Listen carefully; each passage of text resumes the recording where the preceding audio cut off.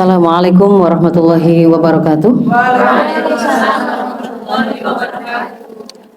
Alhamdulillahirabbil alamin. Alhamdulillahilladzi arsala rasulahu bil huda wa dinil haqq liyudhhirahu 'ala dini kullih wa kafa billahi syahida. Asyhadu an la ilaha illallah wa asyhadu anna Muhammadan 'abduhu wa rasuluh.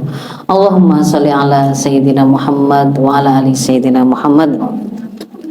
Rabbi surahli sadri wa yassirli amri wa hlul 'uqdatam min lisani yafqahu qawli, amma ba'd. Alhamdulillah, adik-adik sekalian, apa kabarnya semua?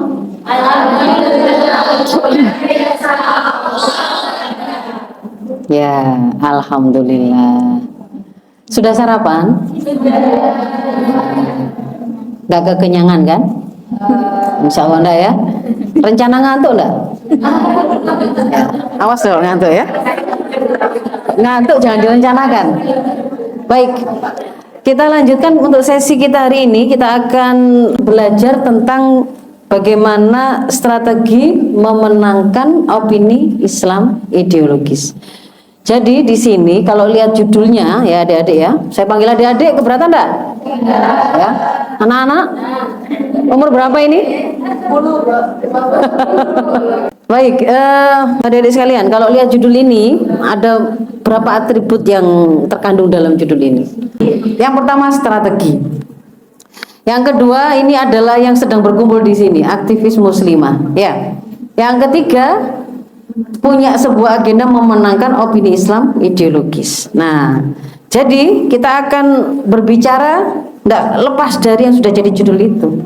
Ini isi pembicaraan kita pada pagi hari ini.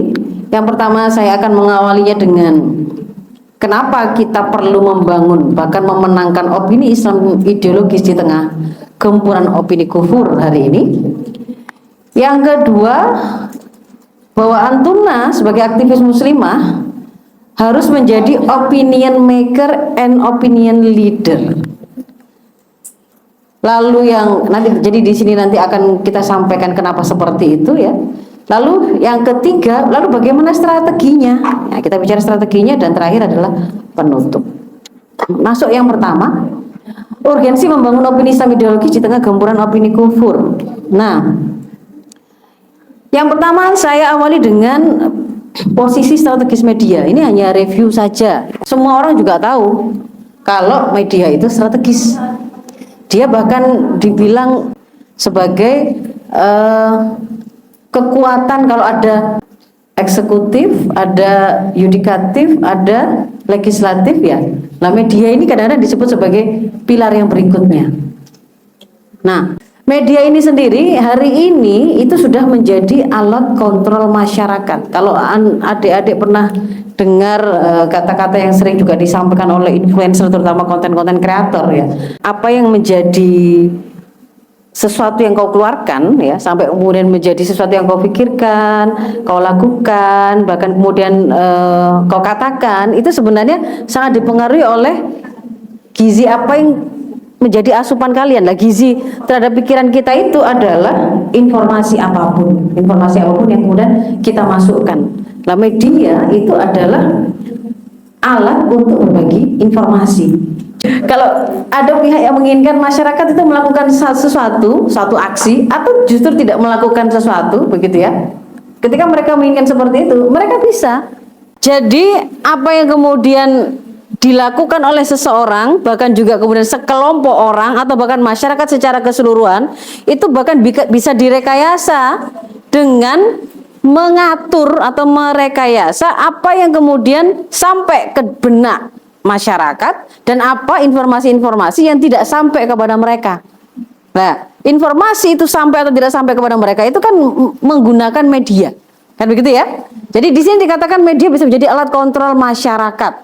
Bahkan media ini bisa dipakai untuk membuat citra tertentu dari seseorang yang diinginkan, misalkan dicitrakan baik, dilambungkan setinggi mungkin, bisa apa enggak? Bisa. Nah, contohnya gimana? Masuk gorong-gorong, ya, masuk got, di tengah kebakaran berjalan, di tengah banjir, di tengah gempa. Kalau mau mencitrakan, ini pemimpin yang selalu hadir di tengah-tengah masyarakat dalam kondisi apapun. Nah, itu contohnya begitu. Atau yang misalkan ada emak-emak yang mau memberi citra merakyat. Dia serba bisa bertani juga. Di tengah hujan deras, dia bertani. Ada yang tahu? Dan berjalannya maju, ya. Kayak ngepel, kalau ngepel antara maju atau mundur? Mundur. Nah, ini sama sih, sebenarnya sama. Kalau menanam padi maju, berarti habis ditanam diinjek, ya. Habis ditanam diinjek. Nah, tapi itu mungkin agak scan direkturnya apa sutradaranya kurang canggih ya, yang kurang canggih untuk kemudian membuat film pencitraan itu. Tapi itu kemudian faktanya berhasil. Di Amerika, Barack Obama itu yang kemudian memang itu yang memberi inspirasi bagaimana menggunakan media menjadi alat yang bisa dia jadikan jalan tol untuk sampai pada kekuasaan. Dan itu kemudian diduplikasi di sini. Ada yang menduplikasinya. Yang kemarin mungkin kita waktu periode pertama itu kita mengenal apa? JASMEF ya. Pernah dengar nggak ini? Anak aktivis muslim nggak pernah dengar gimana ya? JASMEF itu kalau buzzer pernah dengar. Nah, sebelum istilah buzzer itu kayak tim suksesnya yang dia bergerak di media itu disebut sebagai itu. Nah, maka sebenarnya media itu adalah alat propaganda yang sangat efektif. Kita bisa menjadikan media itu untuk memberikan pencerdasan politik, sebagaimana orang-orang yang tidak bertanggung jawab atau menginginkan keburukan pada umat juga bisa menjadikannya sebagai corong kebijakan rusak mereka, propaganda palsu mereka, begitu ya. Dan keberadaan media di tengah kebobrokan sistemik hari ini sangat dibutuhkan untuk bisa mengarahkan masyarakat pada Islam, karena sebenarnya yang sedang mereka cari, solusi yang sebenarnya mereka tunggu-tunggu untuk menyelesaikan segala persoalan yang mereka hadapi yang karut-marut ini, itu sebenarnya ada pada Islam. Maka kalau kemudian opini Islam ini bisa kita sebarkan secara masif sampai pada tataran membentuk kesadaran umum lalu membentuk opini umum, maka pada saat itu bisa berkorelasi kepada terjadinya perubahan di tengah masyarakat. Nah, yang kedua sebagai prolog di bahasan kita pagi hari ini, saya menghubungkan media dengan ideologi. Jadi ada sebuah pernyataan dalam buku yang ditulis oleh Erianto di 2001 ya, bahwa media massa dan ideologi itu punya hubungan. Media massa itu dalam konteks ideologi modern dia akan dipakai menjadi aparatur negara ideologis. Ya. Ideological state apparatus. Jadi media itu bukanlah sesuatu yang bebas nilai. Oh, itu kan hanya untuk menyampaikan informasi, berarti pasti amannya lah, pasti netralnya, semua yang kita dengar melalui media itu objektif, sehingga kita kemudian tidak perlu melakukan sesuatu yang sifatnya menyaring, memilah, sharing before sharing ya. Tidak perlu seperti itu, karena itu kan hanya media alat saja. Enggak, ini adalah meskipun alat, tetapi dia tidak, sejak dia berdirinya sebenarnya dia tidak pernah bebas nilai. Dia akan menjadi alat yang digunakan oleh satu ideologi. Media sangat bergantung pada ideologi yang menghadirkannya.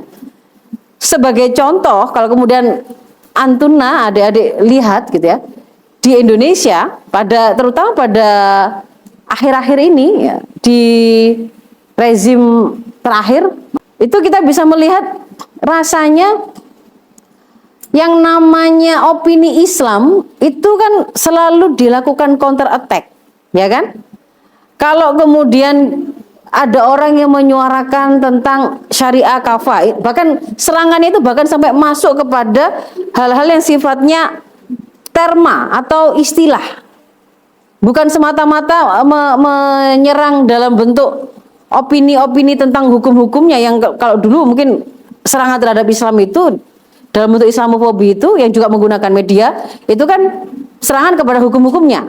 Yang hukum potong tangan, dikatakan barbar, hukum rajam yang dikatakan terbelakang, tidak manusiawi, dan seterusnya. Tapi hari ini bahkan serangan itu untuk membuat Islamofobi itu sampai pada level termofobi, biar istilah pun menakutkan untuk dipakai. Pernah dengar bahwa jangan sebut orang-orang kafir itu dengan istilah kafir. Gantilah dengan. Jadi yang ada di sini ini adalah aktivis non kafir. Betul ya? Padahal istilah kafir, kafirun itu ada kan suratnya tersendiri? Siapa yang mengatakan kalau itu Al-Quran? Allah. Allah mengatakan dalam Al-Qurannya, lalu kemudian kita menyitirnya. Wah, dikatakan sebagai radikal. Atau kemudian nggak lagi kafir, nggak lagi kafir ya. Yang lain lagi mulai masuk kepada maunya membendung arus hijrah. Hijrah itu kan hari ini itu fenomenanya itu kan masif di kalangan para pemuda. Pemudanya juga terpelajar, menengah ke atas, begitu ya. Yang mereka itu bahkan kemudian sampai ke artis-artis gitu ya. Nah, ketika kemudian mereka itu hijrah, biasanya kemudian diikuti dengan semangat untuk menerapkan syariah kafah. Maka diseranglah istilah-istilah yang menjadi jembatan untuk mengembalikan umat kepada penerapan Islam. Hijrahnya itu kemudian diserang sebagai sesuatu. Kalau orang itu sudah bicara hijrah itu seolah-olah dia itu benar sendiri, akhirnya mudah mengkafirkan. Maka dipersepsikan atau dibangun sebuah narasi anak-anak yang biasa pakai kata-kata hijrah itu ujung-ujungnya adalah orang-orang yang takfiri, gitu ya. Lalu kemudian kalau Islam kafah juga begitu. Islam kafah itu akhirnya terus menganggap bahwa semua ini itu adalah kafir, tauhid, akhirnya halal darahnya kayak begitu. Padahal kan tidak seperti itu. Nah, tapi itulah yang kemudian digambarkan. Maka kalau kemudian kita melihat media itu tidak bebas nilai, dia sangat dipengaruhi oleh ideologi apa yang ada di belakangnya, dan dia ketika tidak dikuasai oleh ideologi Islam, tentu saja, apalagi kalau kemudian ideologi itu memandang Islam itu adalah ideologi yang mengancam keberadaan dari ideologinya, eksistensi ideologinya, maka dia akan berusaha untuk mengkaburkan, melakukan counter attack terhadap opini Islam. Dan itu kita sudah bisa melihat di sini. Nah, lalu kalau kemudian kita lihat untuk fakta secara empirisnya, secara de facto-nya hari ini, siapa, ideologi apa yang sedang berada di belakang media yang hari ini ada? Kalau kita telusuri, gitu ya, media-media massa yang besar, gitu ya, yang itu kemudian dianggap kompeten, jadikan rujukan di berbagai macam negara, itu mayoritasnya itu terlihat adalah ada Yahudi di belakang mereka. Ownernya, pendirinya itu semuanya Yahudi. Misalkan Reuters di Inggris ya, itu Julius Powell Yahudi, AFP Prancis, AP di Amerika, ABC, kemudian CBS ya, kemudian Fox News, bahkan sosmed pun itu yang memiliki adalah seorang Yahudi, dan ini merupakan realisasi dari strategi Yahudi untuk menguasai dunia internasional yang tercantum dalam protokol mana nih? Protokol ke-12 gerakan Zionis. Jadi kalimatnya sangat jelas di situ ya. Theodor Herzl, dia seorang wartawan Yahudi yang menjadi peletak dasar gerakan Zionisme internasional. Pada tahun 1897 mengatakan kita akan berhasil mendirikan pemerintah Israel, bahkan kaitannya dengan mendirikan satu kekuasaan ya. Itu dengan apa? Memanfaatkan dan menguasai fasilitas propaganda dunia dan media massa dunia. Kalau untuk mendirikan yang mereka butuh ini, tentu saja ketika hari ini sudah tegak si Israel ini, negara Israel ini, untuk mempertahankannya, menjaga kelangsungannya, dia akan juga memainkan fasilitas propaganda dunia dan media massa dunia. Paham ya? Nah, sekarang kalau kita lihat bagaimana media dan masyarakat hari ini, petanya itu seperti apa? Ketika dulu sebelum dunia digital dan dunia internet itu tiba, sebelum masa itu tiba, kita mengenal yang namanya media itu adalah media-media mainstream ya. Kalau zaman saya itu adalah zaman waktu SD itu pertama kali ada TV swasta. Jadi dulu sebelum ada TV swasta, tontonan kita hanya TVRI. Dan itu jadwalnya sampai hafal. Kalau 9 malam itu namanya Dunia Dalam Berita. Nanti ada berita tengah sore, kayaknya itu berita nanti ada pagi itu berita pagi. Yang lain-lain itu kalau anak-anak itu mungkin hari Minggu itu si unyil. Tidak ada pilihan lain. Kalau Antuna sudah begitu lahir sudah langsung pilihan channel banyak ya. TV juga banyak. Banyak iklannya juga. Ya kan? Kalau zaman dulu kita tidak tahu itu. Iklan itu tidak tahu. Padahal ketika anak itu disodori iklan, sama itu kan sesuatu ibaratnya gizi yang masuk ke dalam pikirannya kan. Dia mengira itu kebenaran. Maka setiap apa yang diiklankan tuh membuat dia terpengaruh, gitu kan ya? Ya apa enggak?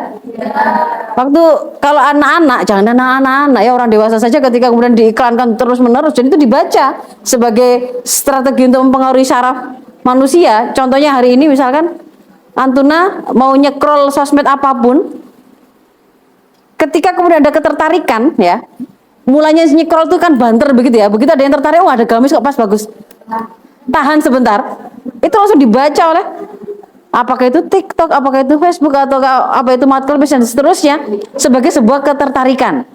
Maka, gitu kan ya, ini hasil ilmu juga. Maka kemudian setiap kali Antuna membuka sosmed akan didatangkan lagi barang yang sama dan sejenis. Untuk apa? Memapar berulang. Karena paparan berulang itu akan membuat dan mempengaruhi yang tadinya masih ragu-ragu, masih belum tertarik, mulai masukkan ke keranjang, masuk ke tapi lama-lama terus akhirnya lama-lama membandingkan, lama-lama check out, kan gitu kan ya. Nah itu ya yang namanya pengulangan informasi, repetisi informasi yang disampaikan oleh media itu juga kalau kita pakai teori hipnosis, repetisi itu bisa menjadi sebuah teknik untuk hipnosis. Makanya kalau Antuna kalau diterapkan dalam pendidikan misalkan ya, anak itu biasa kemudian dikata-katain dan itu berulang, dilemahkan berulang, ya dia kan seperti diprogram alam bawah sadarnya. Sama dengan ketika media ini itu kemudian hari ini itu kemudian mengulang informasi yang sama, Islamofobi, khilafah radikal, khilafah memecah belah, begitu ya. Terus lama-lama masyarakat itu ketika mendengar itu kata itu seperti langsung terprogram dalam benaknya. Itu dahsyatnya media. Nah, dulu yang memainkan itu adalah media mainstream. Hari ini media mainstream itu begitu kemudian era digital ini tiba, semua orang itu bisa menjadi broadcaster dengan akunnya masing-masing, ya. Maka semua orang bisa menjadi penyiar, semua orang bisa menjadi penulis berita, semua orang bisa menjadi penyampai informasi, bahkan langsung dari sumber langsungnya. Misalkan di sini ada jalan lubang besar gitu ya, dia langsung video di situ, dia sampaikan, diukur sekian, dia kalau saya berdiri di sini banjirnya sekian, kan langsung dia, tidak perlu menunggu orang lain memberitakan, ya kan? Nah, ketika kemudian itu yang terjadi, maka apa? Media-media mainstream yang tadinya itu kemudian mungkin dan memang dia dimainkan oleh terutama pemilik kekuasaan ya, dia kan kemudian ada yang ditutupi, ada yang dipoles, ada yang ditambahkan, ada kebohongan di situ, itu mulai terungkap, nggak cocok. Dikabarkan bahwa pembangunan ini merata, ternyata sekarang sudah ada yang bicara merata dari mana? Dari Hong Kong.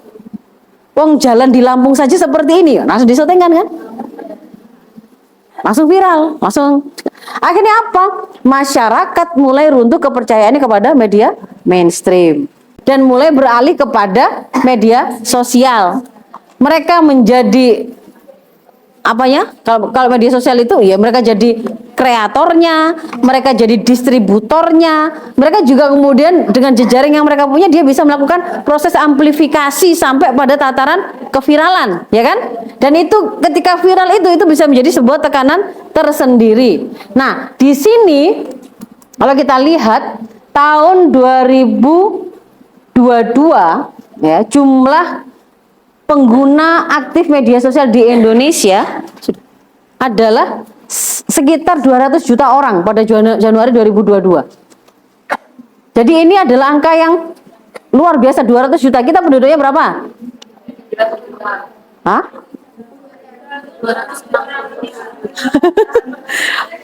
Aktivis muslim harus menguasai wilayah tempat tinggalnya ya. Dan berapa kemudian hal-hal informasi berkaitan dengan objek dakwah atau masyarakat tempat dia tinggal dia harus kuasai. Nah, penduduk kita di Indonesia ada berapa?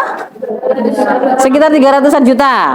270 ke atas gitu ya. Nah, ini 200-nya itu menggunakan internet loh.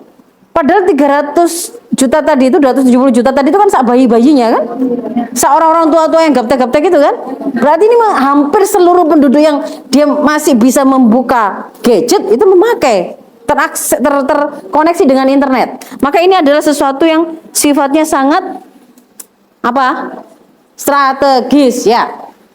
Maka dakwah di media itu harus kita menangkan. Kalau kemudian media ini bisa menjadi alat propaganda kejahatan dan keburukan, kekufuran, maka media juga bisa kita gunakan sebagai alat propaganda kebaikan untuk menjadi corong opini Islam, dakwah Islam, membangun kesadaran umum tentang Islam sampai membentuk opini umum tentang Islam. Dan ini seperti gambarannya seperti kita menyiapkan segala kekuatan apa saja yang kita punya ketika kemudian itu dalam rangka menghadapi serangan musuh-musuh Islam. Nah, seperti ada di dalam Al-Anfal 60 ini, dibaca sendiri ya. Saya lanjut. Nah, sekarang masuk ke bagian kedua. Aktivis muslimah harus menjadi opinion maker, opinion leader. Kenapa seperti itu? Coba Antuna lihat ini. Namanya aktivis muslimah. Aktivis di sini nih aktif ngapain sih? Aktif apa? Aktif joget? Aktif berlatih nari? Aktif apa? Aktif dakwah. Kenapa melakukan dakwah? Kewajiban. Ya. Kewajiban ini sendiri itu korelasinya kalau kepada umat itu sebenarnya Antuna ingin apa? Ingin melakukan apa? Menginginkan apa pada umat dengan dakwah yang Antuna lakukan? Menginginkan apa? Apa? Menginginkan perubahan, menginginkan kebaikan. Siapa yang mau memimpin? Anda harapkan siapa yang akan memimpin umat itu untuk berubah? Kita, saya, kalian, gitu ya. Nah, berarti kan aktivis muslim itu kan pastinya pemimpin kan? Ya kan? Pemimpin nggak? Ya, pemimpin. Atau kalau dia hari ini belum jadi de facto-nya seorang pemimpin, dia sedang berproses OTW menjadi pemimpin, ya Pak enggak? Dia sedang mempersiapkan dirinya, mematangkan profil dirinya pada saatnya dia benar-benar memimpin umat secara langsung, yang itu variasinya macam-macam umat itu, dia sudah siap. Nah, ini loh karakter pemimpin dan kemampuan jurnalis itu ada hubungannya ternyata gitu ya. Saya mau tunjukkan. Kepemimpinan dan kemampuan jurnalistik atau penguasaan media, melakukan pengelolaan informasi melalui media, kemampuan jurnalistik lah singkatnya. Dulu saat jurnalisme itu belum berada dalam pusaran konglomerasi media, jadi media itu belum dikuasai oleh para konglomerat, pemilik cuan, belum dijerat dalam arus komersialisasi, maka kemampuan jurnalistik adalah salah satu barometer kepemimpinan seseorang. Kita sudah sampai pada aktivis muslimah adalah pemimpin. Pemimpin atau OTW sedang menuju menjadi seorang pemimpin. Tetapi prosesnya dia sedang membangun kepemimpinan. Nah, pemimpin itu punya satu kapabilitas atau kemampuan yang sangat penting, yang itu kemudian dijadikan sebagai salah satu barometer kepemimpinannya. Dan indikator leadershipnya itu kuat, yaitu apa? Kemampuan jurnalistik. Maka kemudian kalau Antuna baca sejarah di negeri ini, yang namanya para pahlawan, pemikir dari berbagai peradaban, kalau di Indonesia misalkan, itu rata-rata semuanya itu jurnalis. Hos Cokro Aminoto, Ki Hajar Dewantoro, Bung Tomo, Rasuna Said, itu para jurnalis, para penulis, para opinion maker, bahkan juga opinion leader. Karena pada waktu itu masyarakat belum ngerti sebenarnya ini apa yang sedang terjadi. Mereka yang memberitakan, mereka yang mengarahkan pemahaman masyarakat, mereka yang membentuk pemahaman masyarakat. Maka itu indikator kepemimpinan yang kuat yang mereka miliki, sehingga akhirnya mereka ini yang kemudian akhirnya semacam menjadi inisiator terjadi perubahan kan di tengah-tengah masyarakat. Itulah mengapa kemudian mereka disebut sebagai pahlawan, karena mereka yang kemudian menginspirasi masyarakat untuk melakukan perlawanan terhadap penjajah. Itu kalau kita baca realitas sejarah di sini. Kalau pakai kalimatnya Robert de Kaplan ditambah, jadi selain kemampuan jurnalistik atau jurnalisme, pemikiran geopolitik ketika digabungkan dengan kemampuan jurnalisme ini adalah kemampuan strategis yang biasanya dimiliki oleh seorang politikus. Politikus itu siapa? Politik dalam Islam artinya apa? Ari'ayatu syu'unil ummah bil Islam, dakhilian wa khirijian, ya. Bagaimana mengelola urusan umat dengan Islam, baik itu urusan-urusan di dalam negeri maupun di luar negeri. Orangnya yang melakukan pengelolaan dan pengaturan urusan itu namanya politikus, kan gitu kan ya. Nah, seorang pemimpin yang tadi mengarahkan masyarakatnya, Anda seharusnya diatur dengan cara seperti ini urusan Anda. Kalau kemudian ada yang sudah mengatur urusan mereka dengan cara yang salah, kemudian mengajak masyarakat untuk melihat kesalahannya di sini, harusnya seperti ini. Itu adalah politikus. Aktivis muslimah melakukan itu apa enggak? Ya. Nah, maka ya kan ya, kalau aktivis muslimah juga mengaku seorang politikus, maka butuh ini, punya kemampuan berpikir geopolitik, hari ini tidak saya bahas, dan kemampuan jurnalisme.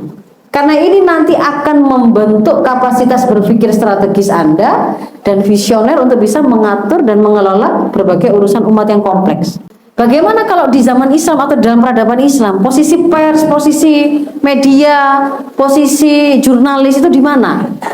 Saya tunjukkan. Kalau dulu mungkin namanya bukan jurnalistik, bukan jurnalis gitu ya. Media dan pers di zaman Rasulullah ini saya ambil dari Gensa Ladin, channel telegramnya Gensa Ladin. Ada yang tahu? Kalau pengen dapat banyak info-info yang bagus tentang sejarah Islam, ada sumber-sumbernya yang bisa divalidasi, saya rekomendasikan ikuti channelnya gitu ya, Gensa Ladin ya. Jadi media dan pers di zaman Rasul itu sangat mengandalkan syair. Itulah kenapa juga Al-Quran itu menjadi mujizatnya Rasulullah Muhammad SAW.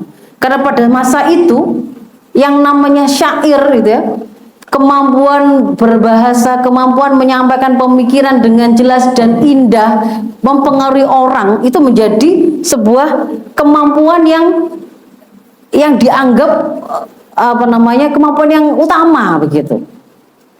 Dan di sana ada pasar-pasar ya, pasar-pasar di Jazirah Arab dahulu, apakah pasar Ukas, Hajar, Daumatul Jandal, Majas dan seterusnya, itu dikatakan kamu tidak hanya akan menemukan barang dagangan saja, tetapi di setiap pasar itu pasti ada penyair yang menjadi media massa. Penyair-penyair itu menjadi orang yang mengkabarkan informasi, menyampaikan narasi, menyampaikan opini, tersebar dari mulut ke mulut. Mereka juga didengarkan, orang akan datang karena kalimatnya, penjelasannya kan begitu kan ya. Mereka didatangi. Mereka si syair ini bukan hanya untuk diambil keindahan sastranya, tapi dia bisa dipakai untuk menghembuskan kegagahan, menguatkan mental pasukan, menyiutkan nyali musuh, membalas buzzer atau dengungan orang yang memfitnah Rasul. Di masa Rasul ada yang namanya 3 sahabat yang dikenal sebagai para penyairnya Rasul, syu'ara'u Rasul. Ada 3.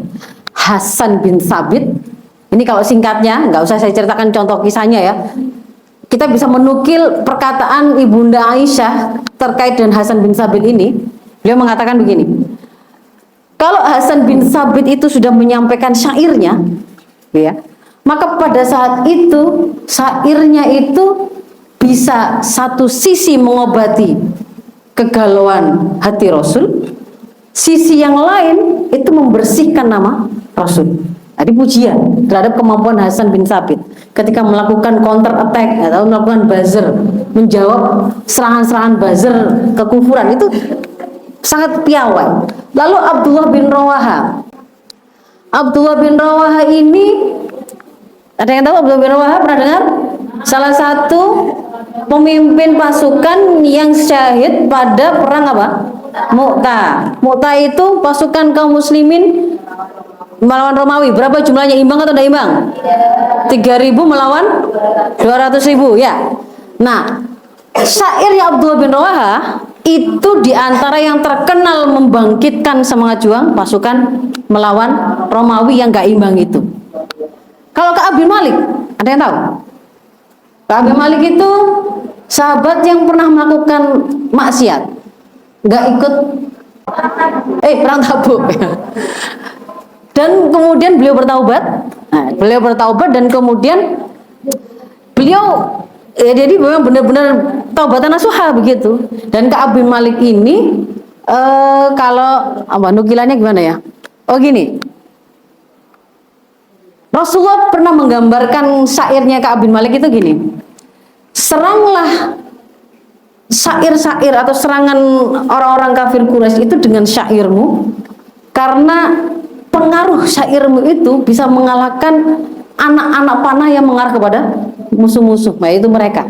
Nah, itu sesuatu yang ternyata syair itu dibegitukan oleh Rasul, oleh Ibunda Aisyah ya. Ternyata bisa membersihkan nama, bisa mengobati luka atau kesedihan, bisa menyemangati pasukan, bisa menciutkan nyali musuh ya, bisa membuat seperti anak panah yang dilesatkan untuk menyerang musuh. Tergambar? Maka seharusnya, gini ya, saya tarik ke sini. Harusnya aktivis muslimah yang tadi saya terangkan, dia kan politikus Islam. Berarti kan dia pemimpin, ya kan? Dia muslimah negarawan. Dia pemimpin dan pengelola urusan umat di masa depan. Maka dia juga harus menguasai kemampuan jurnalistik dan bisa menjadi semacam asy'ara'ur rasul pada masa Rasul, begitu. Sehingga kemudian apa yang harus kita lakukan, aktivis muslimah yang dilakukan? Karena dorongan iman, dorongan kecintaan pada Allah, dorongan kecintaan pada Rasul itu akan membaca dan mendudukkan, berarti terlibat dalam dakwah di media, gitu ya. Menguasai media, memenangkan opini di media itu adalah bagian dari sebuah perjuangan yang harus dia lakukan, begitu. Nah, sekarang kita bicara bagaimana lalu strateginya. Ini ya, hari ini dunia sudah berubah. Ini pakai disyarah nggak ya? Kalimat dunia sudah berubah, nggak perlu ya. Dulu TV itu TV analog, sekarang TV digital. Orang dulu kalau mau nonton film pakai apa? Sebelum bioskop apa? Oh ya, kalau yang nonton bareng-bareng, kalau zaman saya kecil dulu di Mojokerto ya, layar tancap di lapangan gitu ya. Nanti orang-orang satu kampung ikut ke situ nonton. Nah, disetel kan ada namanya kayak kaset gitu ya, kasetnya tebal gitu. Kalau orang agak kaya biasanya dia punya playernya di rumah, dia sewa sendiri. Nah, tapi kemudian kan sekarang berubah ya kan, orang bahkan mau nonton TV, mau nonton film, perlu nggak dia sekarang perlu ke bioskop? Binge watching itu apa, dia harus pergi ke bioskop untuk kemudian nonton drakor seharian? Enggak, cukup apa? Netflix. Dulu baca berita pakai langganan koran, dilempar ya, korannya dilempar sama lemper koran. Sekarang kita tinggal scroll, semuanya tinggal pakai apa sekarang hari ini? Hanya pakai gadget. Gadget itu susah untuk dibawa kemana-mana apa tidak? Tidak. Mobile, ya kan? Gadget yang mobile, koneksinya mahal apa murah sekarang? Sekarang murah. Sehingga kalau dulu zaman saya orang punya HP itu adalah barang mahal. Sekarang pemulung itu mewakili profil nggak kaya atau kaya ya. Faktanya ada yang pemulung kaya raya ya. Tapi kalau misalkan sekarang dianggap miskin sekalipun gitu ya, pemulung begitu, pengemis bahkan punya HP. Artinya ini dunia sudah berubah. Memang ada sebuah kemudahan sampai menyampaikan berita hingga ke kepala orang per orang secara langsung, mempengaruhi cara berpikir mereka, memberi modal informasi untuk mereka olah. Bahkan kalau sangat bagus kita menyampaikan itu, saya bisa mempengaruhi perasaannya. Itu meskipun kita ada di kutub mana, dia yang membaca dan mendengar itu di kutub mana, bisa sampai langsung, nggak pakai nunggu jeda, nggak pakai ada siaran ulang, langsung bisa di live kan. Maka masyarakat itu dikatakan hari ini sudah berubah menjadi masyarakat digital. Lah Antuna ini disebut sebagai penduduk asli dunia digital. Iya, betul ya? Kenapa dibilang penduduk asli dunia digital? Sejak lahir sudah punya akun ya. Punya akun. Ciri-cirinya penduduk digital itu, kalau dulu kami kenalan itu ya misalkan habis kenalan nama, alamat rumah. Kalau sekarang, kalau anak-anak digital, nama dan akun IG, gitu ya. Kenapa? Karena yang mewakili profil diri dan ibaratnya home base-nya si penduduk digital asli ini itu adalah akun sosmed. Nah, dari situ dia akan mau dikenali dengan cara seperti apa pencitraannya. Dia membangunnya juga di situ. Ya, jadi dia mau membangun kulitnya glowing kah, rajin sholat malam kah, kan waktu mau sujud cekrek gitu ya. Nikmatnya sholat malam. Nanti kemudian apa namanya? Dia nyobain filter TikTok yang macam-macam itu ya. Ya, sampai yang sebenarnya wajahnya bagaimana berubah menjadi seperti apa. Tapi itu yang kemudian mau dia citrakan ya. Cuman ada catatannya itu ya. Kadang-kadang saya menemukan komentar, kita bertetangga loh mbak, jadi kalau mau pakai filter ya jangan temen-temen gitu ya. Kan kita tahu aslinya. Ya, jadi masyarakat telah berubah menjadi masyarakat digital. Mereka kemudian biasa terkoneksi dengan cepat dalam dunia digital, dan media yang kemudian menghubungkan mereka itu adalah media sosial, bukan media mainstream lagi. Maka kalau ingin tadi itu mempengaruhi, memenangkan dakwah di media, maka harus juga hari ini, kalau hari ini bicaranya sudah lagi bukan lagi media mainstream. Kalau zaman saya mahasiswa waktu memulai dakwah itu kita bikin proposal, nawarkan ke radio, nawarkan ke stasiun TV, mengirimkan tulisan opini ke koran apa begitu. Itu karena yang punya kemampuan membelas informasi media mainstream. Nanti kalau diterima kita baru bisa siaran, gitu kan ya? Kita bisa siaran di radio, bisa siaran di TV, bisa kemudian tayang tulisan kita. Kalau hari ini kita nggak perlu menunggu itu, nggak perlu menunggu dikasih program Ramadan di TV, bikin saja sendiri. Tinggal kamu punya kualitas untuk menyampaikan pesan itu. Dan juga bagaimana membuatnya bisa terbelas atau tersampaikan, terdistribusi dengan kuat, pakai jejaring, pertemanan, link-link, kan begitu kan ya, komunitas-komunitas dan seterusnya. Jadi memang berbeda. Maka caranya adalah sekarang kita harus memenangkan dakwah di sosmed, masuk ke dalamnya, bertempur dengan sosmed yang kita punya sebagai senjata, dan amunisinya adalah Islam kafah. Berarti harus kita kuasai. Semua komponen umat Islam ini, terutama kemudian para pemimpinnya ini tadi loh ya, itu harus mengambil porsi supaya kemudian opini Islam ideologis bisa kita menangkan. Nah, bagaimana apa yang harus kita perhatikan ketika kemudian kita masuk dalam arena peperangan opini tadi? Yang pertama mindsetnya, mindset yang harus kita punya. Bahwa namanya perang, meskipun hanya perang opini, perang itu memang posisinya perang itu kalau musuh ketemu dengan musuhnya dalam kondisi perang, bisa nggak mereka itu bekerja sama? Bisa nggak mereka ngobrol-ngobrol santai? Bisa nggak mereka kemudian melakukan interaksi-interaksi, misalkan makan bersama atau kemudian kolaborasi? Kan nggak mungkin. Perang itu memang akan mengupayakan Anda yang saya kalahkan atau saya yang Anda kalahkan. Kan memang seperti itu mindsetnya perang itu. Nah, perang di sosmed itu juga membutuhkan yang namanya modal-modal, persiapan-persiapan yang kemudian juga harus kita bayar. Kalau perang di fakta lapang real itu ada fisik yang harus kuat, ada strategi yang harus mumpuni, ada kedisiplinan para pasukan untuk melaksanakan strategi yang sudah ditetapkan. Sama dalam perang ini juga begitu. Mungkin akan ada kuota yang butuh sengaja disisihkan, ada waktu yang sengaja dipakai untuk menciptakan konten, mengedit video, membuat meme, membuat narasi, seterusnya. Jadi itu bukan sebuah kesia-siaan, tetapi itu memang bagian dari pengorbanan yang harus dibayar. Antum harus bisa membedakan mana, ini kan hari ini kan mau korban ya. Hari ini tuh generasi muda, teman-teman Nantuna itu bahkan tidak bisa membedakan mana berkorban, mana melakukan tindakan kebodohan. Ngerti apa enggak? Ya.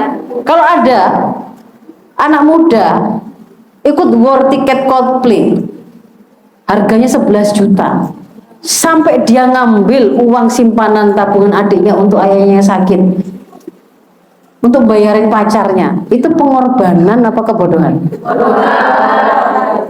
Kalau ada ya anak gak bonek lah, atau yang kemarin itu yang di Itaewon, apa yang di Korea itu Itaewon ya, itu mereka datang ke situ untuk merayakan Halloween gitu ya. Oh, Halloween itu perayaan yang begini-begini, ada muslim yang ikut di situ, mati di situ. Padahal dia sudah all out, itu tampilannya menghabiskan uang sekian, waktunya, mati di situ. Apakah itu kemudian matinya itu dalam keadaan mati karena memperjuangkan satu kemuliaan sehingga itu adalah pengorbanan? Tidak. Kalau misalkan kemudian ada seorang fandom garis keras, ya sekarang kan fandom kan garis keras semua ya. Pokoknya antar satu fandom yang lain tuh wes kak, pokoknya musuhan terus ya. Bagaimana caranya menyerang idol yang lain. Nah, serangan itu sampai membuat dia juga harus berkata-kata yang buruk. Dia harus bahkan membuat mengedit video yang itu untuk memfitnah, atau bahkan kemudian dia harus membeli barang-barang yang itu menjadi produksi dari idolnya untuk mendukung karirnya, ikut live-nya, ikut war Twitternya dan seterusnya ya adik-adik ya. Maka misalkan kemudian dia itu mati dalam keadaan sedang di tengah-tengah konser yang dia pahami, sedang menyemangati idolnya, apakah itu pengorbanan yang harus dia bayar? Jadi ukuran pengorbanan itu adalah gini cara lihatnya. Bagi seorang muslim tidak ada sesuatu yang lebih besar nilainya, lebih berharga nilainya selain surga dan ridhonya Allah. Maka kalau sesuatu itu mengarahkan dia kepada sampainya dia pada surga dan ridhonya Allah, maka itu adalah sesuatu yang sifatnya worth it untuk dilakukan. Harus, kalau misalkan itu yang harus dia keluarkan untuk sampai ke surganya Allah, berarti itu layak untuk dibayarkan. Meskipun misalkan tidak tidurnya itu kalau mengatakan pada surga, itu pengorbanan yang layak dibayar. Mengeluarkan uang, mendapatkan ilmu sebagai upaya untuk memenuhi kewajiban menuntut ilmu, itu mengatakan pada ridho Allah, maka itu adalah sebuah pengorbanan. Tetapi kalau kemudian ternyata tidak mengatakan pada surga ya, tapi mengatakan pada nerakanya, maka itu bukan sebuah pengorbanan, tapi kebodohan. Nah, ini juga begitu. Memenangkan perang opini di media itu sesuatu bagian dari dakwah yang diwajibkan oleh Allah, yang itu dengannya kalau kita lakukan kita mendapatkan ridha Allah dan surganya Allah. Sudah paham kan tadi mindsetnya seperti itu? Maka ini kalau ada harga atau hal-hal yang sifatnya berharga yang harus kita korbankan, itu worth it untuk dibayarkan, karena itu adalah pengorbanan. Slide ya, yang pertama itu mindsetnya. Lalu maka kemudian harus kita mengerahkan semua uslub supaya kemudian potensi menangnya besar. Kita bisa dengan memperbanyak akun sosmed yang kita punya ya. Apapun yang kita punya itu, sosmed apapun lah sekarang. Yang terakhir ini mulai yang lagi naik daun dan justru kemudian sering paling update untuk menyampaikan info dengan cepat itu apa? Heran ya, TikTok itu kok bisa sangat cepat begitu, karena orang langsung yang menyampaikan. Jadi misalnya PPDB ricu ya, PPDB penerimaan siswa baru itu loh. Itu kan langsung si orang tuanya ketika saya ternyata kok disingkirkan anak saya, padahal nilainya itu nilai tertinggi, tiba-tiba kok pada waktu daftar kok ada nilai lebih tinggi lagi, misalnya begitu kan ya. Dia langsung bikin konten pada saat itu, hari itu, menit itu, dia bisa menyampaikan ke dunia dan viral. Maka itu kemudian menjadi sesuatu yang sangat cepat, nggak pakai ada delay. Beda dengan dulu ya. Jadi di sini ini ikuti apa? Ada sosmed apa saja yang kemudian hari ini sedang bermain di tengah-tengah masyarakat itu kuasai. Perbanyak akun yang kemudian kita mainkan. Lalu yang kedua tentang suasananya. Gambarkan begini. Ini sebelum bicara strateginya, mindsetnya harus dipasang, menggambarkan suasana juga harus pas. Suasananya itu seperti ini loh. Pernah tahu film Mahabharata? Sampai tamat ya nontonnya. Pemain yang ada di situ itu dari generasi, ada berapa generasi? Ada berapa generasi? Saya mau tanya. Generasi kakek, anaknya, cucunya, betul ya? Nah, karena ini penting ini. Yang berperang itu sampai level apa? Kakeknya perang, cucunya ikut perang enggak di situ? Yang habis-habisan saya perang, cucunya juga kan? Katanya tahu. Ya nggak tahu ya, ya nggak apa-apa lah. Saya kebetulan tahu itu ya. Itu kan pernah diputar di TV ya. Ya, pas waktu saya masih punya TV. Jadi di situ ada level kakek yang jadi rajanya yang buta itu ya. Kemudian anaknya itu kan berarti yang Pandawa itu. Yang cucunya itu berarti yang Abimanyu dan seterusnya itu. Nah, semua pada waktu perang Baratayuda itu turun. Dan sampai yang mati duluan itu justru yang cucunya itu. Nah, dramatisnya kan di situ. Itu demi apa? Karena mereka sedang bertarung habis-habisan. Kalau mereka nggak menang, ya, kalau mereka nggak menang, maka Kurawa yang akan menguasai dunia, berarti begitu. Jadi Pandawa yang mewakili, digambarkan sebagai mewakili kebaikan dan kebenaran, itu berusaha memenangkan pertarungan dengan Kurawa yang itu mewakili kerusakan. Karena kalau mereka tidak habis-habisan, maka nanti berarti dunia itu dikuasai oleh kerusakan. Hari ini kita sedang dikuasai peradaban ini oleh siapa? Dipimpin oleh peradaban apa? Kapitalisme. Menggunakan wahyu apa enggak kalau kapitalisme itu? Enggak, berarti sebelum kapitalisme itu prinsip peradabannya apa? Sekuler, ya, sekuler kapitalisme. Ya mungkin nanti akan ada juga peradaban sekuler yang komunisme atau sosialisme. Tetapi yang sedang menang hari ini itu adalah sekularisme, kapitalisme. Nah, dia sebenarnya pada waktu kemarin pandemi itu mengalami sebuah goncangan yang membuat kebobrokan itu transparan. Apalagi dunia lagi terdigitalisasi begini, menjadi sesuatu yang sangat mudah umat melihat kerusakannya, bahkan sejak dari bibitnya hingga pada tataran buah peradabannya. Iya pada kerusakannya. Pernah dengarkan transgender? Kalau di Amerika transgender itu dilakukan sejak, apakah orang dewasa atau anak-anak? Usaha-usaha transgender itu ganti gender, lalu operasi, lalu itu sejak usia ada yang 9 tahun. Nanti usia 14 tahun, 16 tahun baru merasakan, kok nggak ada yang bilang ya kalau berubah gender itu seperti ini konsekuensinya. Setelah saya dimutilasi sana sini, setelah saya dioperasi ini, diambil itu, suntik hormon ini, ternyata begini. Setelah dipotong organnya, nggak disampaikan bahwa dia nggak akan bisa merasakan sampai kapanpun. Setelah kemudian disuntik hormon ini, maka dia harus selamanya suntik hormon itu supaya keberadaan gendernya yang tadi dia ganti tadi itu tetap bisa dipertahankan, dan itu membuat dia akhirnya sakit terus dan seterusnya. Itu sampai hari ini di sana itu menjadi sesuatu yang kalau Antuna mengakses TikTok itu menjadi sebuah fenomena gunung es ya.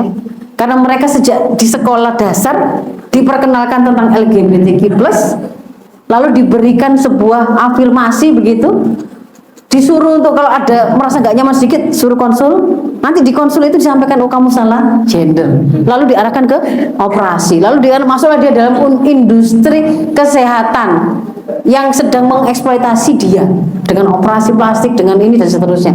Nah ini itu salah satu bentuk kerusakan peradaban kapitalisme hari ini. Kalau mau dipreteli semuanya kan banyak. Antuna kan pasti sudah bisa. Mau level keluarga, mau level kerusakan pergaulan, perselingkuhan, perceraian, keretakan hubungan orang tua dan anak. Hari ini di sistem peradaban sekuler ini masih apa enggak? Masih. persaingan orang itu sampai gak menghal-hal haram, saling sikut, saling menjatuhkan, saling flexing. Itu ada di mana? Di peradaban ini. Maka ini peradaban singkat, ini peradaban yang rusak. Kita tidak rela kalau kerusakan ini terus berlanjut, harus kita ganti. Nah, peperangan di media ini bagian dari memenangkan Islam yang akan tegak menggantikan kapitalisme, atau kapitalisme tetap bercokol. Pilihannya seperti itu. Maka perang puputan, gitu ya istilahnya kalau di Jawa ya. Ini suasananya.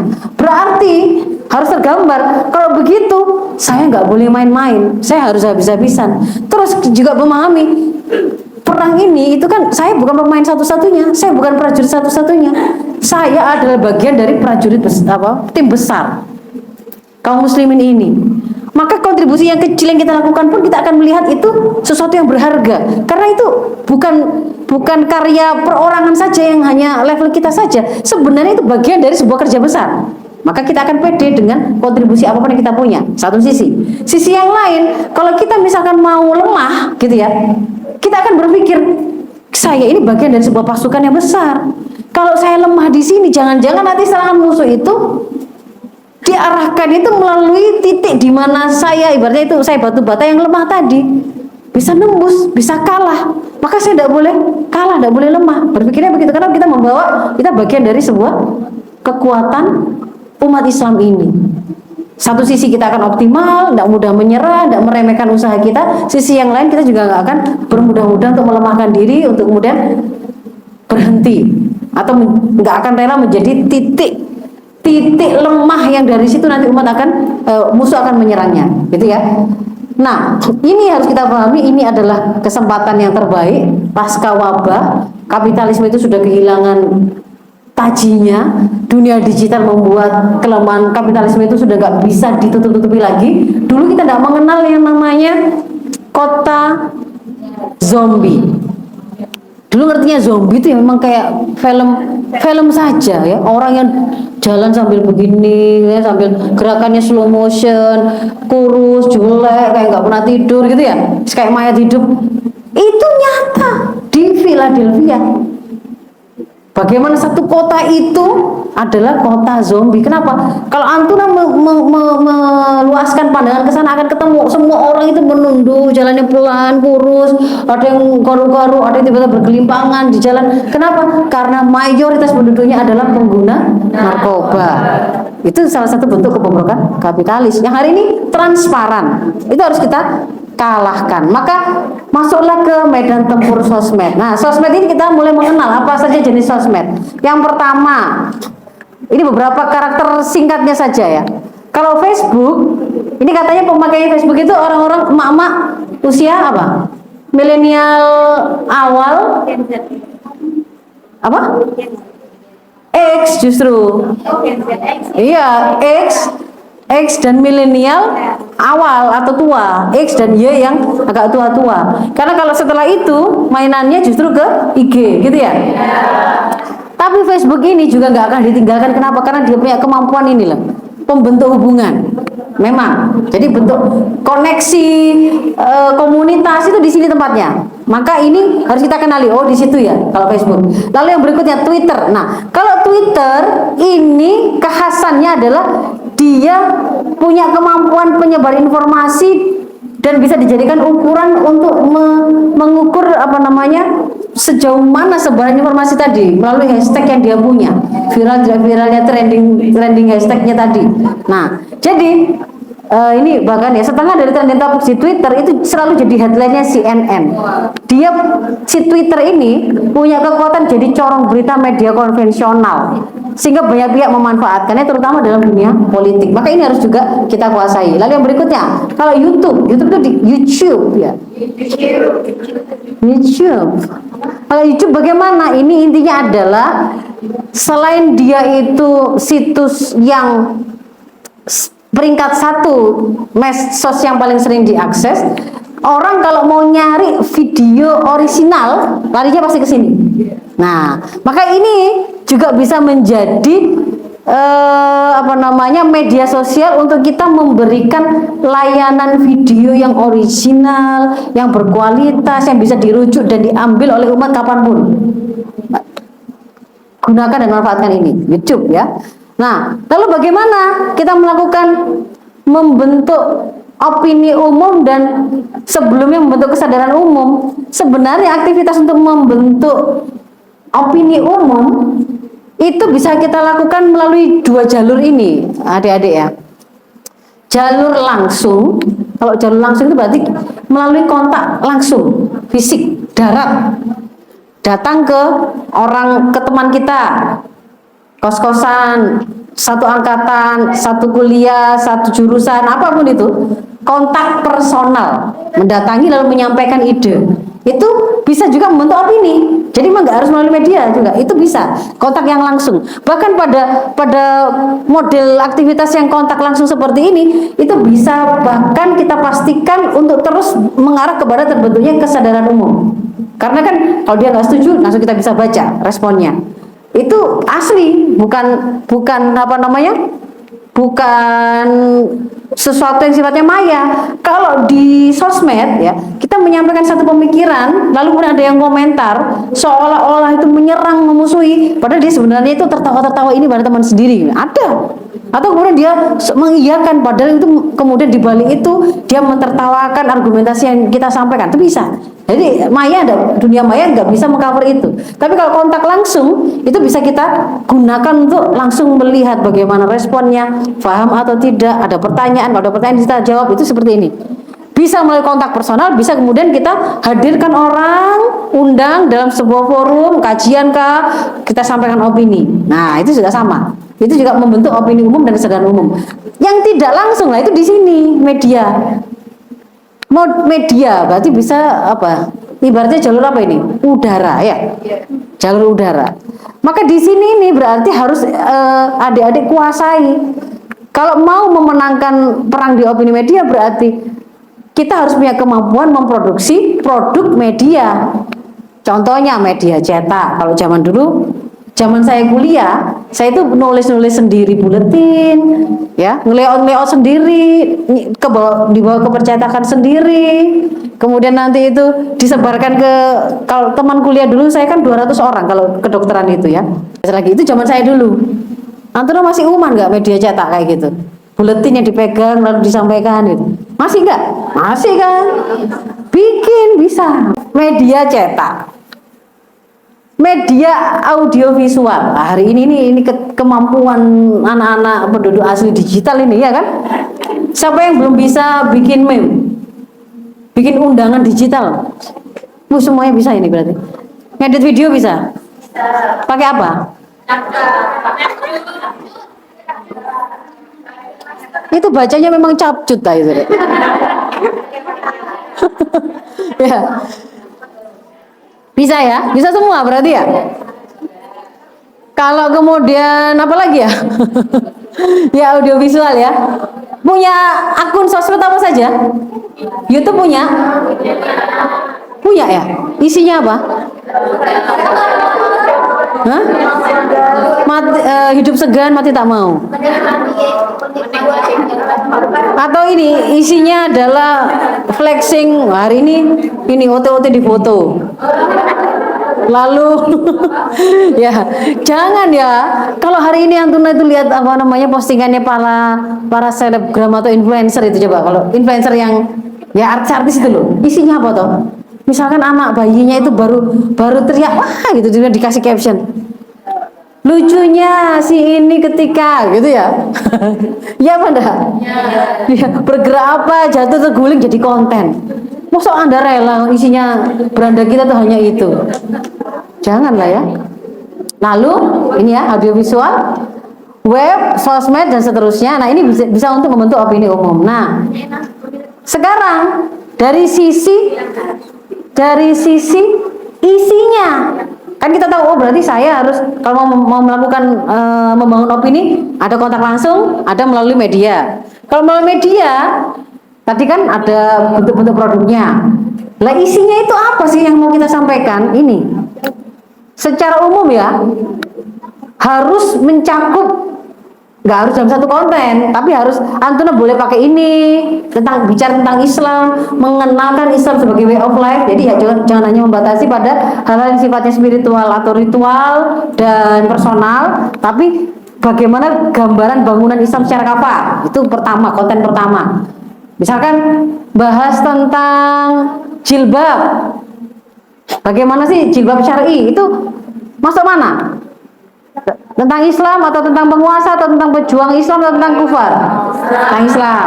Paham ya? Jadi segala hal yang berkaitan dengan memperkenalkan umat kepada bagaimana sih Islam itu sebagai sebuah way of life, Islam kafah itu di sini. Membahas tentang toharoh, membahas boleh nggak sih memberikan kemarin ada yang bertanya, boleh nggak kalau misalkan kita menggunakan orang belakang untuk menyekolahkan anak supaya dapat akses? Ada yang bertanya itu, kalau kemudian kita meng-share itu, atau ini mau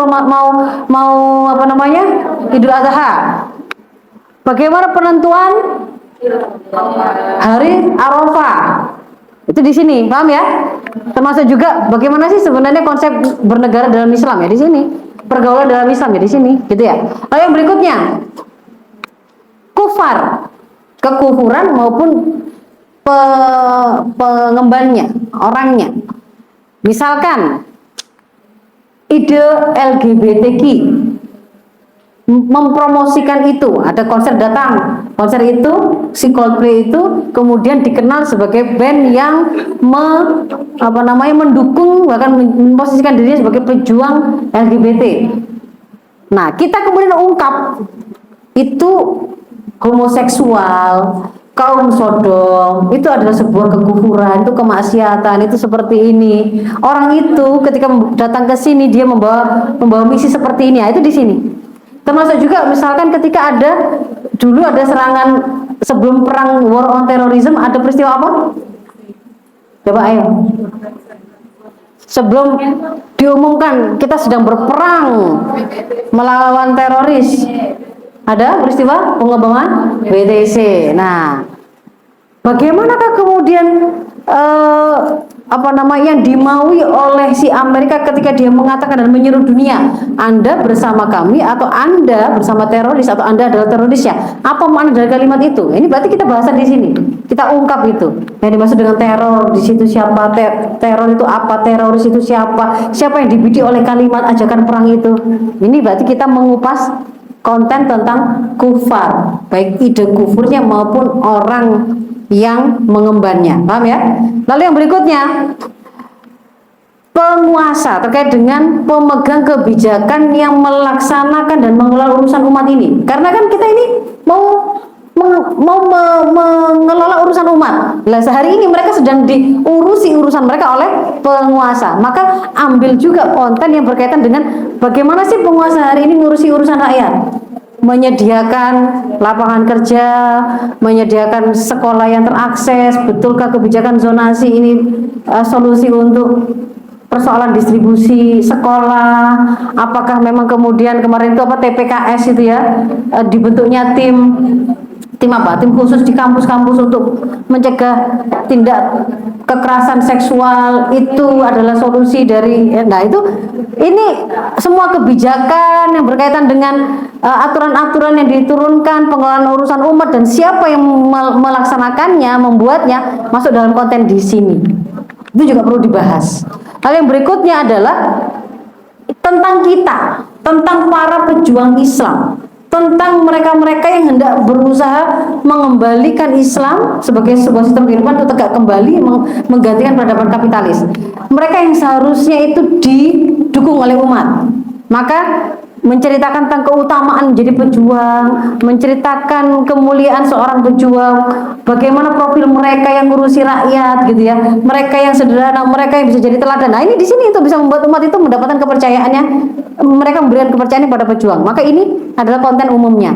Kalau mau di breakdown sampai pada tataran diturunkan begitu ya, kita runtut saja dari bangunan Islam. Yang pertama itu pasti akidahnya, bahasan tentang akidah Islam.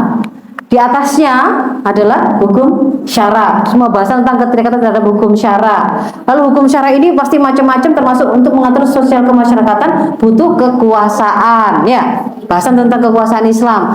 Bagaimana untuk menegakkan kekuasaan Islam itu dan menjaganya, ini metode penegakannya, menjaganya, jihad fisabilillah, menyatukan negeri-negeri Islam karena mereka dalam satu kepemimpinan seharusnya, dalam satu ketaatan. Bagaimana membahas tentang urgensinya, caranya itu di sini. Termasuk keharuman kemudian terikat dengan ikatan-ikatan lain yang tidak sahih seperti kolomia, sukuisme dan seterusnya. Nah, itu kontennya ya. Lah, apa yang prosesnya seperti apa? Ini yang dilakukan langkah-langkahnya. Pertama, kita kan hidup di tengah-tengah masyarakat. Maka kita kan harus menjadi mata dan telinga umat untuk menangkap apa yang sedang terjadi. Melakukan aktivitas apa? Membaca, melihat, mendengar, mengikuti secara intensif. Itu namanya monitoring. Tatabu. Kita mentatabui apa yang sedang terjadi di masyarakat. Oh, hari ini apa saja yang ditatabui, nanti saya tunjukkan di belakang. Jadi habis ditatabui, dikumpulkan beritanya, sudah dipilah-pilah, ini yang memang valid benar sudah, lalu dianalisis ya. Ingat, setelah dikumpulkan, ketemu, dipastikan ini benar informasinya, dianalisis, lalu kemudian dilakukan sebuah upaya untuk menyebarkannya.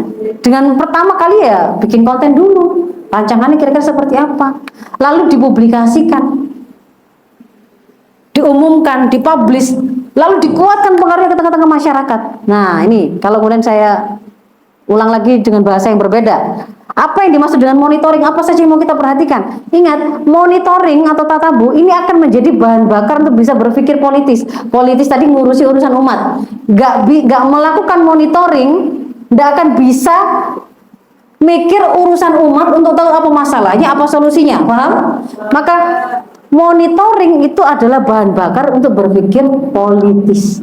Apa yang kita monitoring, apa yang kita tatabu adalah semua hal yang terjadi di dunia ini, gak pakai dibatasi wilayah skup lingkungan kita, apakah hanya kampus kita, apa hanya kecamatan kita, provinsi kita, tapi sebenarnya pandangan harusnya seluruh dunia. Semua peristiwa yang menimpa umat. Oh, ada yang bencana, di Ethiopia itu ada penghancuran masjid, oh di Uighur ada begini, oh di Palestina ada serangan lagi. Itu namanya semua peristiwa yang menimpa umat. Oh di Indonesia ada seorang muslimah yang memenangkan American Got Talent dan begitu ya. Peristiwa yang menimpa umat. Lalu mengikuti juga setiap kebijakan yang diterapkan penguasa. Kalau kebijakannya tepat, ya berarti tidak ada masalah. Kalau kebijakannya itu membahayakan umat, dolim, merusak, harus kemudian kita perhatikan betul, kita detili. Kita harus berdiri untuk kemudian melakukan upaya meluruskan, ya kan begitu. Dan juga mentatabui pemikiran-pemikiran apa yang sedang diproduksi dan mempengaruhi umat hari ini. Misalkan kemarin ada hari raya itu ya, sholat id di Zaitun ya. Gimana? Softnya itu ada ibu-ibu satu nyempil di depan ya. Nah, lalu dikatakan bagaimana itu? Karena itu memuliakan wanita, Islam memuliakan wanita. Nah, itu pemikirannya benar atau tidak? Kalau itu salah, berarti harus masuk dalam monitoring Anda untuk Anda analisa, gitu ya. Kemudian dia mengatakan, saya itu mazhabnya si pimpinannya si Zaitun itu ya. Saya mazhabnya apa? Soekarno. Nah, mazhabnya Soekarno. Perlu dibahas ini pemikiran ini. Mazhab Soekarno ada enggak ya? Apa sih itu mazhab itu? Mazhab Soekarno maksudnya apa? Gitu ya. Lalu ada kemudian narasi-narasi berkembang tentang NII, Negara Islam Indonesia. Lalu kemudian ada kehalalan, di situ kan juga beredar kehalalan melakukan prostitusi demi bisa mendapatkan uang untuk perjuangan penegakan negara Islam, gitu ya. Nah, itu pemikiran juga. Apa benar enggak? Itu kemudian ditatabui ya. Lah, ingat dalam melakukan tatabu dan dalam melakukan aksi ini, jangan buru-buru menyampaikan berita. Dengar langsung. Saring before sharing. Wah, ada berita perceraian, langsung tag. Di sini TKP-nya, share. Katanya selingkuh, share. Udah tahu padahal enggak tahu. Gak boleh menyampaikan berita terburu-buru begitu itu. Cukup dikatakan seseorang itu pembohong kalau dia itu menceritakan apa saja yang dia temui, ya kan? Ini ya. Kalau ini Ya, janganlah kalian terburu-buru dalam menyampaikan berita serta tergesa-gesa menebarkan berbagai kekejian. Jangan jadi orang yang tidak mampu menyimpan rahasia dan gemar menyebarkannya. Karena sungguh di belakang kalian ada malapetaka yang teramat dahsyat, kesempitan hidup, kekejian, azab yang pedih, siksaan yang berat, dan seterusnya. Nah, ini kalau hadisnya. Cukup seseorang dikatakan pendusta kalau dia menyampaikan setiap apa yang ia dengar, meskipun apa adanya. Itu bisa jadi pendusta dia. Maka tidak boleh. Prosesnya itu, kalau seseorang itu kemudian melakukan monitoring, pastikan monitoringnya itu kebenaran validitas beritanya dulu. Ada kelasnya tersendiri untuk menguasai skill melakukan riset berita. Gitu loh ya bahasanya ya. Gitu. Nah, setelah tatabu, yang kedua itu harus analisa. Kenapa kok begitu? Lah kalau Anda itu cuma ngumpul-ngumpulkan berita, tapi nggak buat analisa, namanya apa? Melakukan koleksi, ya boleh. Atau apa? Kalau zaman dulu itu beritanya digunting, terus ditempel. Zaman saya kecil dulu, clipping. Nah, politikus itu kerjanya membuat clipping dah, enggak kan? Jadi kalau misalkan antum ngaku politikus, aktivis muslimah, tapi cuma ngumpul-ngumpulkan berita, di save tapi nggak dianalisa, ya itu bukan politisi, itu cuman aktivitas seorang reporter berita atau pengamat politik ya. Kalau dia tidak menganalisa, dia hanya mengumpulkan informasi lalu menyampaikannya lagi, dia bisa jadi tersesat dan bisa menyesatkan orang lain. Dia bukan politikus. Karena kalau seorang politikus, negarawan, dia harus sampai pada tataran memberikan pendapatnya sesuai dengan sudut pandang Islam. Gitu ya. Nah, jadi ini kalau diramu yang tadi itu, monitoring. Perhatikan prinsip harus bisa melakukan riset informasi yang benar. Hoax itu jangan dibawa sebar-sebarkan, nggak layak pengemban dakwah menyebarkan hoax, informasi hoax, ya. Ini ada skill yang harus dikuasai, skill melakukan riset berita. Lalu setelah itu dianalisa. Analisa ini juga butuh modal, kemampuan menganalisa politik. Nanti ini harus dipelajari ya. Lalu yang berikutnya setelah itu kan setelah keluar hasil analisa kita sebarkan. Kita sedang bicara, wah ada produk media yang kita hasilkan. Mulai dari develop konten tadi, bikin kontennya dari pikiran kita atau copy paste dari orang lain atau biar AI saja yang membikinkan. Hari ini bahkan AI itu bisa menggantikan kita membuat video, membuat artikel gitu ya, membuat meme, langsung bentuk-bentuknya itu dengan cara yang sangat bagus dalam hitungan 3 detik. Nanti kalau dia yang melakukan semuanya berarti dia yang dapat pahala. Jadi di sini ini ya, si AI itu saat cerdas-cerdasnya dia cuman bisa menggabungkan dari semua informasi yang pernah dikeluarkan oleh pikiran manusia ke publik yang terakses oleh dia. Dia saja nggak bisa loh mendengarkan YouTube gitu misalnya, dia mendengarkan YouTube lalu disuruh mensarikan, dan dia bisa, dia tidak punya kemampuan begitu. Misalkan buka akunnya Faiza Rosida, nanti sarikan dia isi pikirannya seperti apa, dia tidak bisa kayak begitu. Bisanya itu kalau misalkan Anda kasih perintah yang ngerti bahwa dia itu bisa, saya diminta untuk membuat langkah-langkah menulis buku, dia kan bisa mengakses itu. Mungkin ada orang yang pernah membuat artikel tentang itu, dia bisa mengakses. Kalau digabungkan ada yang ini dan yang itu gitu. Nah, jadi di sini tetap ya dakwah itu dari kita, kesadaran kita. AI itu bisa kita manfaatkan, tetapi isi pikirannya dari isi pikiran kita. Dia menjadi alat yang bisa kita suruh, tetapi pertanggungjawaban atas kontennya itu kita yang akan bertanggungjawaban. Jadi develop konten, lalu kita publikasikan, lalu kita amplifikasi. Ini ada strateginya semua. Nah, sekarang karena sudah tahu tadi, saya tutup dengan ini. Ya, di dalam sebuah kitab namanya At-Taqatul Hizbi, di sana dikatakan ketika seseorang itu memahami ideologi dengan benar, maka dia akan terdorong, akan dibikin untuk melakukan satu perbuatan, sehingga pemikiran yang dia pahami tadi akan bisa mengantarkan terjadinya perubahan yang sempurna, termasuk dia akan berusaha membuat orang-orang yang ada di sekitarnya, individu atau kelompok masyarakat, dengan pemikiran yang dia yakini dan dia emban tadi, supaya kemudian terjadi perubahan total dalam opini umum dan kesadaran umum sebelumnya. Nah, maka aktivis muslimah yang dia itu menyadari bahwa dia hidup untuk Islam, dia hidup untuk memperjuangkan Islam, dia sedang membina diri, mempersiapkan diri menjadi pemimpin kaum muslimah, pemimpin di dalam Islam ini, maka dia tentu saja akan senantiasa bersungguh-sungguh betul dalam amal dakwah ini dengan berusaha menemukan usul-usul briliannya, usul-usul terbaiknya, yang itu akan dia cari, dia temukan untuk apa? Untuk menjadi persembahan amal terbaik dia menegakkan sebuah peradaban baru menggantikan peradaban Nusa hari ini, yaitu peradaban Islam Kafah. Yang Islam Kafah itu sistem kenegaraan yang kompatibel menerapkannya cuma satu, yaitu khilafah. Ya, saya kira mungkin itu yang bisa saya sampaikan. Aku minkum ihdinas siratal mustaqim. Assalamualaikum warahmatullahi wabarakatuh.